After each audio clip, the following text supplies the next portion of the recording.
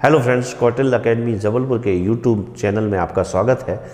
आज मैं आपके सामने मध्य प्रदेश के करंट अफेयर से जुड़े हुए तथ्य जो कि जनवरी माह से संबंधित है आपके सामने रखने जा रहा हूं और इससे जुड़े हुए प्रश्न अक्सर विभिन्न प्रतियोगी परीक्षाओं जैसे व्यापम द्वारा ली जाने वाली परीक्षाएं, मध्य प्रदेश लोक सेवा आयोग द्वारा ली जाने वाली परीक्षाओं तथा अन्य प्रतियोगी परीक्षाओं में पूछे जाते रहे हैं। तो फ्रेंड्स, मैं आपके सामने बताने जा रहा हूं कि हाल ही में हमने अपना 74वां गणतंत्र दिवस 26 जनवरी को मनाया।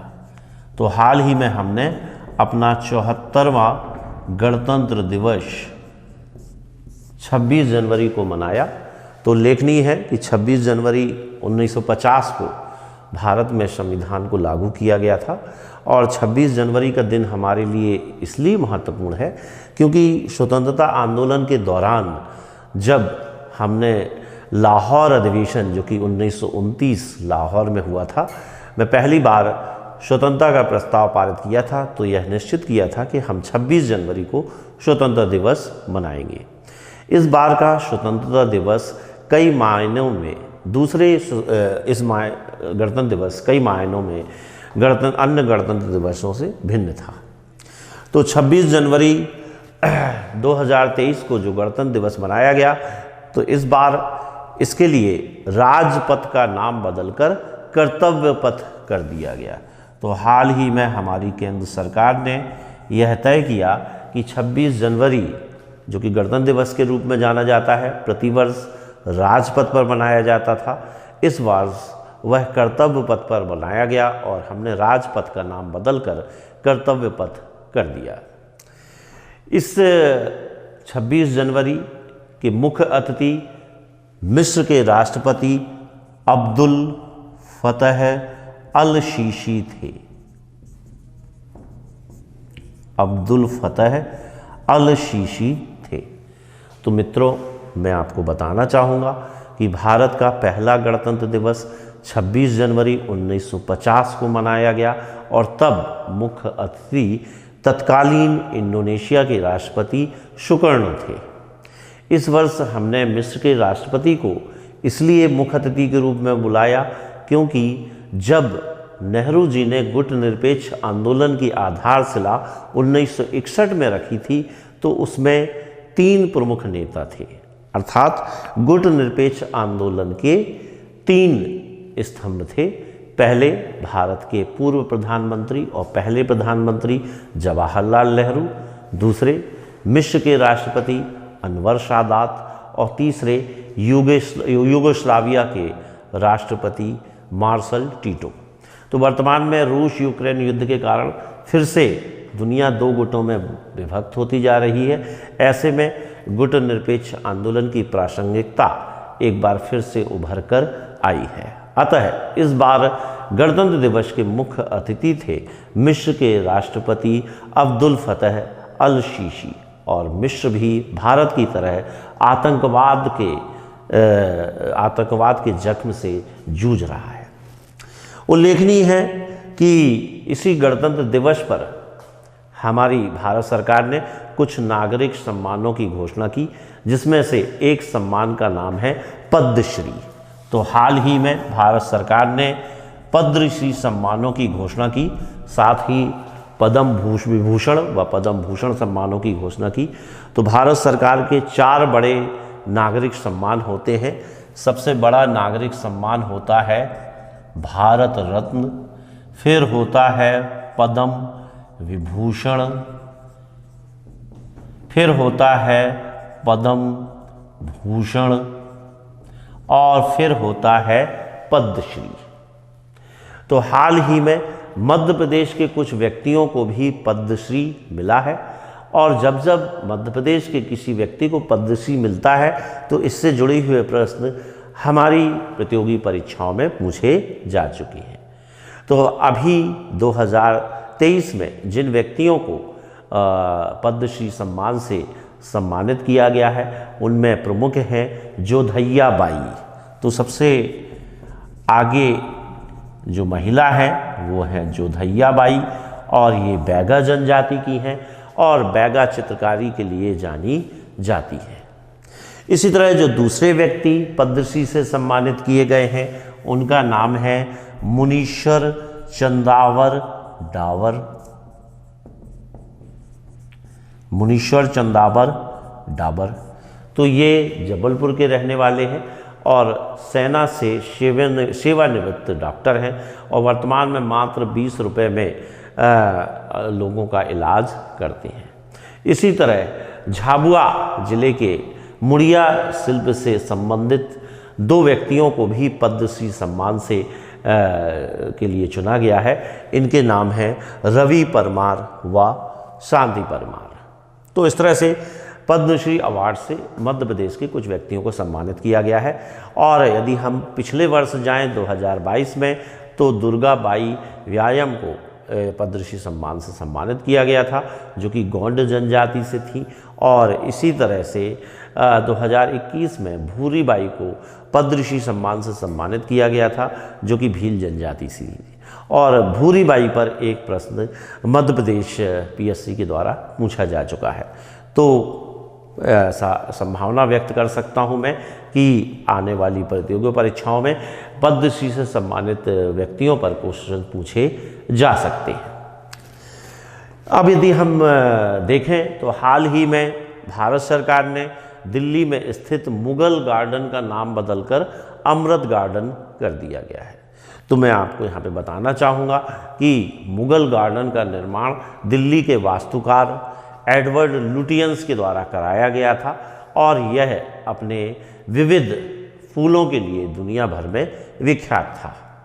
उल्लेखनीय है कि भारत में इस तरह के गार्डन स्थापित करने की परंपरा मुगल बादशाह बाबर ने प्रारंभ की थी, इसलिए एडवर्ड लुटियंस ने इस गार्डन का नाम उस समय मुगल गार्डन रख दिया। और इस तरह के गार्डन को इतिहास में हम चार बाग गार्डन के रूप से भी, गार्डन के नाम से भी जानते हैं। तो इस तरह से हाल ही में भारत सरकार ने दिल्ली में स्थित मुगल गार्डन का नाम बदलकर अमृत गार्डन कर दिया गया है। इसी तरह हम देखते हैं कि हाल ही में मध्य प्रदेश सरकार ने भी निर्णय लिया है और भोपाल के पास एक छोटी सी जगह इस्लाम नगर का नाम बदलकर जगदीशपुर रख दिया है। तो ये भी एक कदम है जो मध्य प्रदेश सरकार द्वारा उठाया गया है। तो भोपाल के पास एक जगह है इस्लाम नगर और इसका नाम जगदीशपुर रख दिया गया है, क्योंकि ऐसा कहा जाता है कि 18वीं शताब्दी में जगदीशपुर में देवड़ा राजपूतों का शासन था, लेकिन बाद में एक अफगान सरदार जिसने भोपाल रियासत की स्थापना की, उन्होंने उस देवड़ा राजपूतों का कत्ल करके जगदीशपुर पर अधिकार कर लिया और जगदीशपुर का नाम बदलकर इस्लाम नगर रख दिया।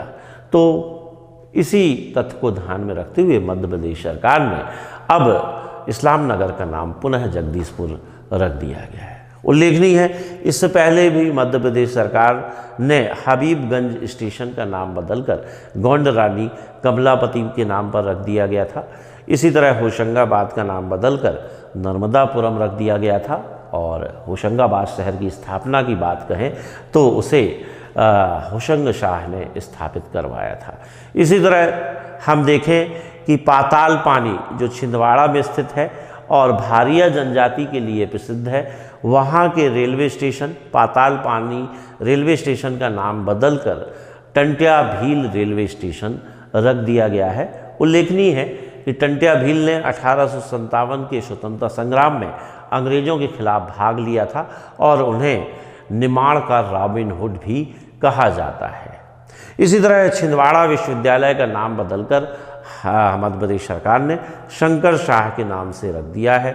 उल्लेखनीय है कि शंकर शाह ने भी 1857 के विद्रोह में भाग लिया था और उन्होंने जबलपुर में 1857 के स्वतंत्रता संग्राम का नेतृत्व किया था और उनके सहयोगी थे रघुनाथ शाह। तो इससे जुड़ा हुआ प्रश्न हाल ही में मध्य प्रदेश राज्य सेवा मुख्य परीक्षा में पूछा जा चुका है। इसी तरह हम देखें कि माखनलाल चतुर्वेदी की जन्मस्थली बाबई नगर का नाम भी वर्तमान में मध्य प्रदेश सरकार ने माखनपुर कर दिया गया है। यदि हम देखें शहरों के नाम बदलने की इस परंपरा, तो इलाहाबाद का नाम हाल ही में बदलकर प्रयागराज कर दिया गया है, और महाराष्ट्र सरकार ने औरंगाबाद, जिसे कहा जाता है कि औरंगजेब ने बसाया था, उसका नाम बदलकर संभाजी नगर कर दिया गया है। तो इस तरह हम देखते हैं कि देश में न केवल मुगल गार्डन का नाम बदला है, बल्कि मध्य प्रदेश में भी अनेक जगहों पर नामों का परिवर्तन हुआ है। अब इसी क्रम में हम आगे बढ़ते हुए देखते हैं कि कुछ गतिविधियां खेल जगत में भी हुई हैं। तो हाल ही में जनवरी माह में भारत सरकार के द्वारा ही हॉकी के विश्व कप का आयोजन उड़ीसा के 2 शहरों भुवनेश्वर व राउरकेला में किया गया।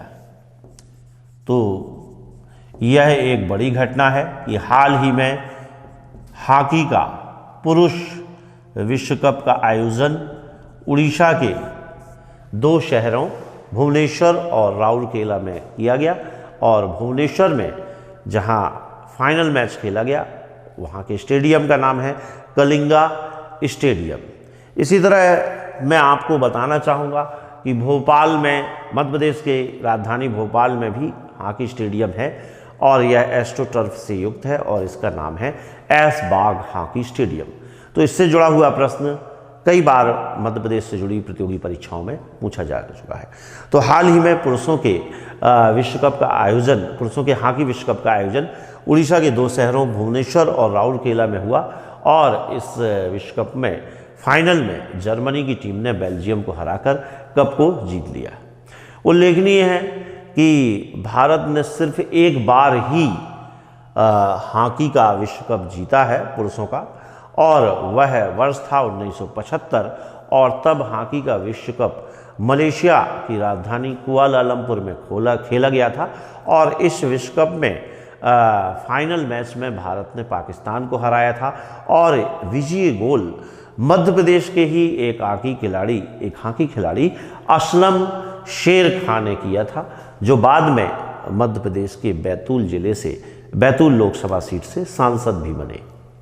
इस तरह भारत ने हॉकी का विश्व कप सिर्फ एक बार 1975 में जीता, और हाल ही में जिस पुरुष हॉकी विश्व कप का आयोजन उड़ीसा के भुवनेश्वर और राउरकेला स्टेडियम में हुआ, उसे जर्मनी ने जीता। अब खेल जगत की इन्हीं गतिविधियों को आगे बढ़ाते हुए मैं मध्य प्रदेश में चल रहे एक बड़े खेल इवेंट पर चर्चा करना चाहूँगा। हाल ही में खेलो इंडिया यूथ गेम्स का शुभारंभ मध्य प्रदेश की राजधानी भोपाल में मध्य प्रदेश के मुख्यमंत्री शिवराज सिंह चौहान द्वारा तात्या टोपे स्टेडियम में किया गया। उल्लेखनीय है, खेलो इंडिया यूथ गेम्स का आयोजन मध्य प्रदेश के विभिन्न शहरों में 30 जनवरी 2023 से 11 फरवरी 2023 के बीच किया जाएगा, और इस गेम का आयोजन मध्य प्रदेश के 8 शहरों में किया जा रहा है। इन शहरों के नाम हैं जबलपुर, इंदौर, ग्वालियर, भोपाल, उज्जैन, मंडला, बालाघाट व खरगोन। तो ये खेलो इंडिया यूथ गेम्स का 5वां संस्करण है। पहले संस्करण का आयोजन 2018 में दिल्ली में हुआ था, और इन खेलों का जो थीम है उसका नाम है हिंदुस्तान का दिल धड़का दो, तथा इनका शुभंकर आशा नाम का चीता बनाया गया है। इसी तरह हम देखते हैं कि हाल ही में मध्य प्रदेश में प्रवासी भारतीय दिवस भी मनाया गया, और इसका शुभारंभ 8 जनवरी 2023 को मध्य प्रदेश की आर्थिक राजधानी इंदौर में किया गया। और इस बार प्रवासी भारतीय दिवस के मुख्य अतिथि थे दक्षिण अमेरिका के एक देश गुयाना के राष्ट्रपति मोहम्मद इरफान अली। उल्लेखनीय है कि प्रवासी भारतीय दिवस 2003 से भारत में मनाया जा रहा है, और यह घटना, प्रवासी भारतीय दिवस का संबंध महात्मा गांधी से है।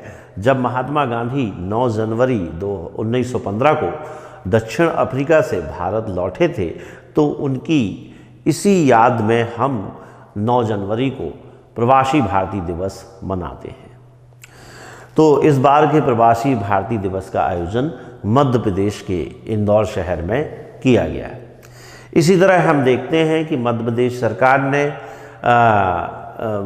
वैश्विक निवेश को आमंत्रित करने के लिए, मध्य प्रदेश में रोजगार बढ़ाने के लिए हाल ही में जनवरी के महीने में ही एक ग्लोबल इन्वेस्टर्स मीट का आयोजन मध्य प्रदेश के शहर इंदौर में किया गया। और इस ग्लोबल इन्वेस्टर्स की मीट की जो थीम थी वह थी मध्य प्रदेश अब भविष्य के लिए तैयार है।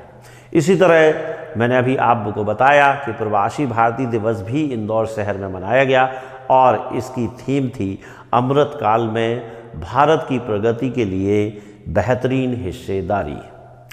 तो इस तरह से हम देखते हैं कि मध्य प्रदेश के इंदौर शहर में हाल ही में ग्लोबल इन्वेस्टर्स मीट का आयोजन किया गया और यहीं पर प्रवासी भारतीय दिवस का आयोजन किया गया, जिसके मुख्य अतिथि गुयाना के राष्ट्रपति मोहम्मद इरफान अली थे। इसी तरह मध्य प्रदेश के 8 शहरों में खेलो इंडिया यूथ गेम्स के 5वें संस्करण का आयोजन किया जा रहा है। इसी क्रम में हम आगे बढ़ते हैं और मध्य प्रदेश से जुड़ी हुई कुछ घटनाओं पर प्रकाश डालते हैं। तो हाल ही में मध्य प्रदेश की एक पर्वतारोही ज्योति रात्रे, जो कि हरदा जिले की रहने वाली हैं, उन्होंने दक्षिण अमेरिका की सबसे ऊंची चोटी, जो कि एंडीज पर्वत की सबसे ऊंची चोटी है, एकांकागुआ को फतह किया है। यानी एकांकागुआ पर तिरंगा झंडा फहरा दिया है। एकांकागुआ एंडीज पर्वत की सबसे ऊंची चोटी है और यह अर्जेंटीना देश में स्थित है। इसके पहले वे यूरोप के सर्वोच्च शिखर माउंट एल्ब्रुस, जो कि जॉर्जिया में स्थित है, तथा अफ्रीका महाद्वीप के सर्वोच्च पर्वत शिखर किलिमंजारो पर भी तिरंगा झंडा फहरा चुकी है। यहाँ मैं बता चुका हूँ कि यहाँ मैं आपको बताना चाहता हूँ कि इससे पहले कुछ पर्वतारोहियों जैसे कि भावना डहरिया व मेघना परवार ने भी माउंट एवरेस्ट पर तिरंगा झंडा फहराया था। इसी तरह मध्य प्रदेश के पहले व्यक्ति जो माउंट एवरेस्ट पर तिरंगा फहराए थे, उनका नाम था रत्नेश पांडे। तो पर्वतारोहियों के बाद हम आते हैं कि हाल ही में मध्य प्रदेश सरकार ने एक नई योजना का शुभारंभ किया है, जिसका नाम है लाडली बहन योजना। तो लाडली बहन योजना महिला सशक्तिकरण के लिए मध्य प्रदेश सरकार द्वारा चालू की गई बिल्कुल नई योजना है और यह 8 मार्च 2023 से लागू हो जाएगी, क्योंकि 8 मार्च को हम प्रतिवर्ष अंतर्राष्ट्रीय महिला दिवस मनाते हैं। तो इस योजना के तहत मध्य प्रदेश सरकार सभी वर्गों की गरीब महिलाओं को 1000 रुपये प्रति वर्ष की 1000 रुपये प्रति माह की आर्थिक सहायता देगी। तो इस तरह से आप देख सकते हैं कि मध्य प्रदेश सरकार ने महिला सशक्तिकरण को बढ़ावा देने के लिए हाल ही में एक नई योजना प्रारंभ की है, जिसका नाम है लाडली बहन योजना और यह योजना 8 मार्च 2023 से लागू हो जाएगी। इस योजना के तहत गरीब और सभी वर्गों की महिलाओं को प्रति माह 1000 रुपये की आर्थिक सहायता दी जाएगी, अर्थात प्रतिवर्ष 12,000 रुपये की आर्थिक सहायता दी जाएगी। अच्छा, इसी संबंध में हम देखते हैं कि पहले भी मध्य प्रदेश सरकार की एक योजना लाडली लक्ष्मी योजना काफ़ी सफल साबित हुई थी और इसका शुभारंभ 2007 से हुआ था। इसी क्रम में हम आगे देखते हैं कि हाल ही में मध्य प्रदेश के एक जिले बुरहानपुर को, तो मध्य प्रदेश के एक जिले बुरहानपुर को हर घर जल से प्रमाणित होने वाला पहला जिला माना गया है। तो यहाँ उल्लेखनीय है कि केंद्र सरकार द्वारा प्रारंभ किए गए जल जीवन मिशन के अंतर्गत कुछ शहरों में 100% तक घरों में जल प्रदाय की व्यवस्था की जा रही है और इस लक्ष्य को प्राप्त करने वाला पहला जिला मध्य प्रदेश का एक जिला बुरहानपुर है और इसको हाल ही में हर घर जल का प्रमाण पत्र मिला है। उल्लेखनीय है कि बुरहानपुर, जो कि सतपुड़ा पर्वत श्रेणी का ही एक हिस्सा है और मध्य प्रदेश का दक्षिणतम जिला माना जाता है, अपने असीरगढ़ किले के लिए प्रसिद्ध है, जिसे ऐतिहासिक काल में दक्षिण का प्रवेश द्वार भी कहा जाता था। और जब हम मुग़ल सम्राट अकबर के बारे में पढ़ते हैं तो हमें मालूम पड़ता है कि जहां अकबर ने सबसे पहले मालवा को जीता तो उसकी अंतिम विजय असीरगढ़ किले की विजय थी। तो इस तरह से हाल ही में मध्य प्रदेश के एक ज़िले बुरहानपुर को हर घर जल का प्रमाण पत्र मिला है। और यदि हम औद्योगिक दृष्टि से बात करें तो बुरहानपुर बुनकरों के लिए प्रसिद्ध है। इसी क्रम में हम आगे बढ़ते हैं कि हाल ही में मध्य प्रदेश सरकार ने कुछ नए पार्क बनाने की घोषणा की है। तो यहाँ पर मध्य प्रदेश के वन मंत्री ने मध्य प्रदेश में इको टूरिज्म पार्क नागदा में स्थापित करने की बात कही है। इसी तरह मध्य प्रदेश के एक जिले देवास में संविधान पार्क विकसित किया जा रहा है और इसके पहले भी मध्य प्रदेश में कई पार्क खोले जा चुके हैं, जिनमें सबसे महत्वपूर्ण है ग्लोबल स्किल पार्क, जिसे अब संत रविदास की जयंती के कारण उसका नाम संत रविदास ग्लोबल स्किल पार्क भी कर दिया गया है और जो कि मध्य प्रदेश में रोजगार संवर्धन की दिशा में महत्वपूर्ण कार्य कर रहा है। इसके अतिरिक्त छिंदवाड़ा में मसाला पार्क है, कटनी में स्टोन पार्क है, तमोट जो कि रायसेन का एक गांव है वहां पर प्लास्टिक पार्क है। इस तरह से विभिन्न पार्क मध्य प्रदेश के विभिन्न शहरों में स्थापित हो चुके हैं। अब इसी क्रम में हम आगे बढ़ते हुए वन्य जीवों के संरक्षण पर कुछ तथ्य बताने जा रहा हूं मैं आपको।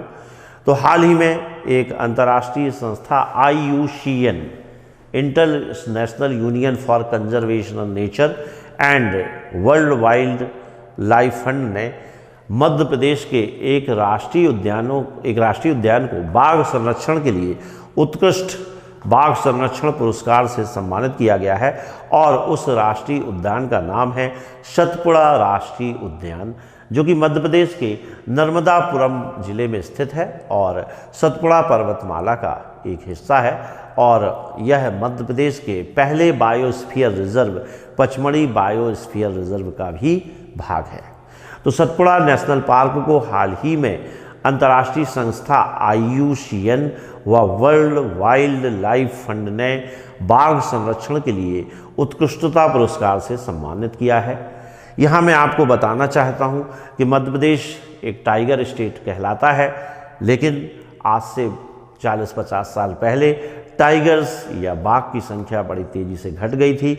तब एक वन्य प्राणी विशेषज्ञ कैलाश श्रृंखला की पहल पर 1973 में भारत सरकार ने प्रोजेक्ट टाइगर प्रारंभ किया और यही कारण है कि आज भारत में टाइगर की संख्या निरंतर बढ़ती जा रही है और सबसे ज़्यादा टाइगर मध्य प्रदेश में है और मध्य प्रदेश टाइगर स्टेट के रूप में जाना जाता है। और मध्य प्रदेश का पहला नेशनल पार्क जिसे प्रोजेक्ट टाइगर के अंतर्गत चुना गया था वह था कान्हा किसली।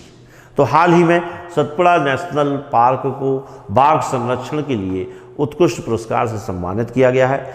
यहाँ मैं आपके सामने यह तथ्य रखना चाहता हूँ कि सतपुड़ा नेशनल पार्क एक वन्य प्राणी कृष्ण मृग के लिए विख्यात है। तो यह प्रश्न MPPSC के द्वारा ली जाने वाली प्रारंभिक परीक्षा में पूछा जा चुका है कि कौन सा राष्ट्रीय उद्यान कृष्ण मृग के लिए विख्यात है। तो आपका आंसर होगा सतपुड़ा राष्ट्रीय उद्यान। तो हाल ही में भारत को G20 समूह की अध्यक्षता का अवसर मिला है और G20 समूह के कृषि विशेषज्ञों की एक बैठक मध्य प्रदेश के शहर खजुराहो में वह मार्च महीने में आयोजित होगी। तो इससे जुड़ा हुआ प्रश्न एक बार MPPSC में पूछा जा चुका है कि G20 से जुड़े हुए विशेष विशेषज्ञों की एक गुप्त बैठक मध्य प्रदेश के किस शहर में हुई। तो यह बैठक खजुराहो शहर में होगी और इसमें G20 से जुड़े हुए कृषि विशेषज्ञ कृषि के विषयों पर चर्चा करेंगे। उल्लेखनीय है कि खजुराहो, जिसे शिल्प कला का तीर्थ कहा जाता है, छतरपुर जिले में स्थित है और अपने चंदेलकालीन मंदिरों के लिए दुनिया में विख्यात है। तो G20 ग्रुप के कृषि विशेषज्ञों की एक बैठक मध्य प्रदेश के एक शहर खजुराहो में प्रस्तावित है। इसी तरह हम आगे देखते हैं कि मध्य प्रदेश के मुख्यमंत्री शिवराज सिंह चौहान ने हाल ही में घोषणा की है कि वे मध्य प्रदेश में एक नया नगर निगम बनाएंगे और उस नगर निगम का नाम होगा भिंड नगर निगम। तो वर्तमान में मध्य प्रदेश में 16 नगर निगम हैं और जो 17वां नगर निगम बनेगा वह होगा भिंड नगर निगम। तो दोस्तों, आज के इस लेक्चर में मैंने आपसे जनवरी 2023 से जुड़े हुए कुछ तथ्यों को आपके सामने रखा, कुछ घटनाओं की जानकारी दी व कुछ दिवस के बारे में आपको बताया और मुझे आशा है कि इससे जुड़े हुए प्रश्न आगामी प्रतियोगी परीक्षाओं में पूछे जा सकते हैं और ऐसा हुआ भी है कि इससे जुड़े हुए प्रश्न प्रतियोगी परीक्षाओं में पूछे गए हैं। तो मैं आप सभी का कौटिल्य अकेडमी की तरफ से धन्यवाद देता हूँ। जय हिंद।